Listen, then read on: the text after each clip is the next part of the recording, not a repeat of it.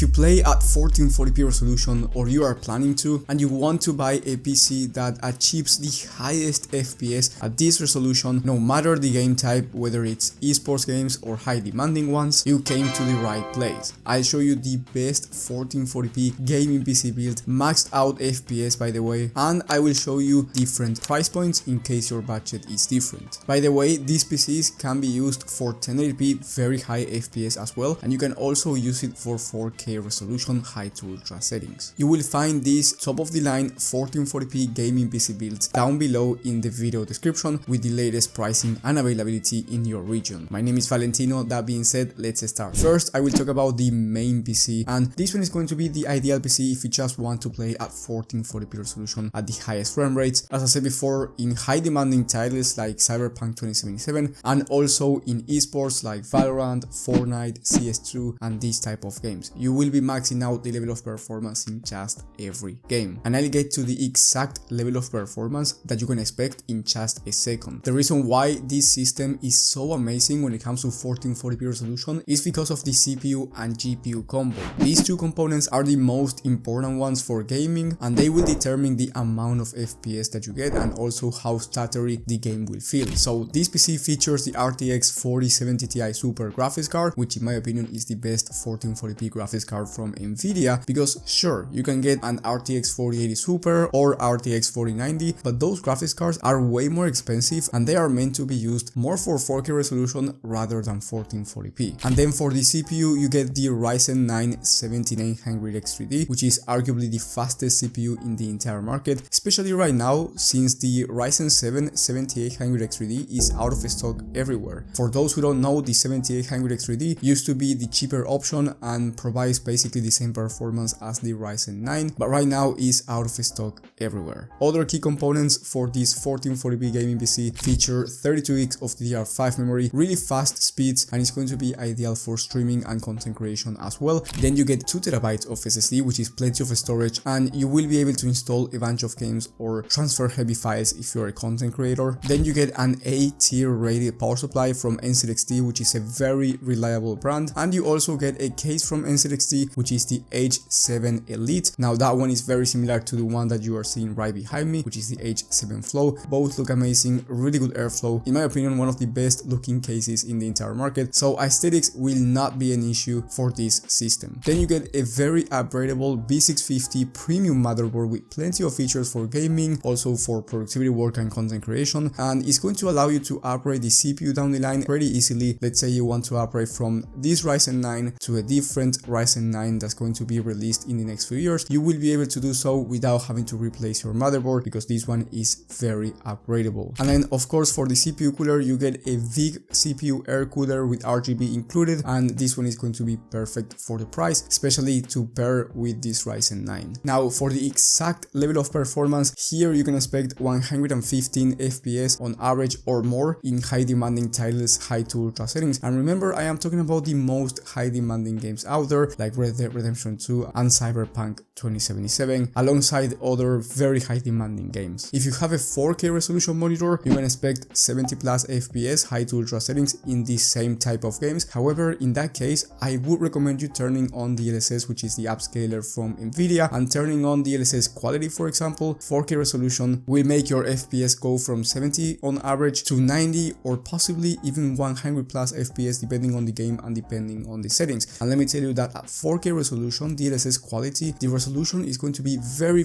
close to 4K, and trust me, at least for me, I wouldn't be able to notice a difference between DLSS quality and native resolution, but maybe that's just me. And then in competitive games like Fortnite, in competitive settings, you can expect 360 plus FPS on average at 1440p resolution, so you can max out the fastest refresh rate monitor in the market for 1440p or the fastest refresh rate for 1080p in 540Hz if you want to compete at a high level. Now the price by the time of filming is $1,893, but maybe when you're watching this, price is cheaper or maybe it's a bit more expensive, so I do recommend you checking the links in the description for you to see the latest pricing and availability in your region. Now if $1,893 is too expensive for you, you can go with the AMD gaming PC. Now it's basically the exact same system, every component is the same, but you get the AMD RX 7900 XT for your graphics card instead of the RTX 4070 Ti Super from Nvidia. Now, I will explain the difference in just a moment, but if you don't want to go with AMD and you want to stick to Nvidia, I have another solution for you that I will be talking about later on. Anyway, the AMD RX 7900 XT will provide the exact same level of gaming performance, but I'm talking about rasterized gaming performance. And what I mean by this is that if you want to turn, for example, DLSS works better than FSR from AMD, or if you want to turn on ray tracing, Nvidia is better. But if you don't want to turn anything on, you just want to play at 1440p high to ultra settings, the 7900 XT is going to deliver the exact level of performance as the 4070 Ti Super, in some cases even faster, so you are spending about $120 less and getting the same level of performance. So if you want something cheaper, I do think that the AMD option is going to be perfect for you. Now, if you are debating on whether you should buy the 4070 Ti Super or the 7900 XT for your system, later on this video I will also explain the difference in more detail. The price, if you go with the AMD option, is going to be around $1,770, so you get a nice $120 discount for the same exact level of gaming performance. And as I said before, if you want to keep Nvidia, or maybe you want to go with the 7900 XT but you still want a cheaper system, I will give you those options right now. But before I give you the cheaper PCs,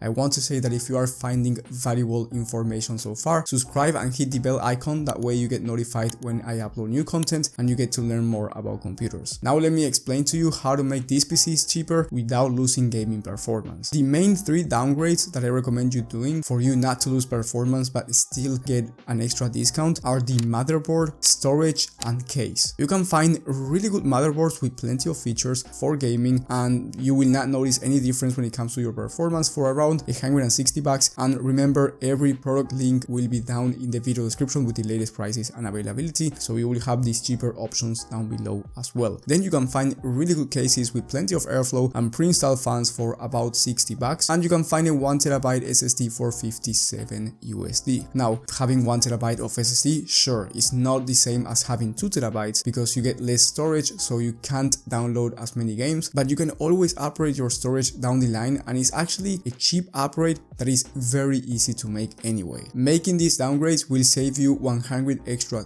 and will get you the same exact level of performance for gaming. So if you want your PC, whether you want it with a 4070 Ti Super or if you want it with the 7900 XT, you will be getting a cheaper system. And then if you don't want to play esports shooters, or you are not going to compete for real and your main games are more high demanding titles like the ones I've mentioned before in Cyberpunk 2077 or Red Dead Redemption 2, well, you can actually downgrade the CPU from the 7900 X3D to a Ryzen 5 7600, since those high demanding titles require more of your GPU, and trust me, even if you make this downgrade, you will be achieving 300+ FPS on average in esports shooters competitive settings. So of course it's going to be slightly slower for gaming, so you lose some gaming performance, especially in those high CPU demanding titles, but going from a 7900 X3D to a 7600 is going to save you a bunch of money, and you will be spending around $200 to $250 less, which is ideal if you are working with a cheaper budget and you really don't want to spend more money. Now, should you actually pick the RTX 4070 Ti Super or should you pick the RX 7900 XT? Well, recently I made a complete video debating every single topic on why you should pick one or the other depending on your budget and your needs. You will find that one in the top right corner of the screen, and I highly recommend you watching it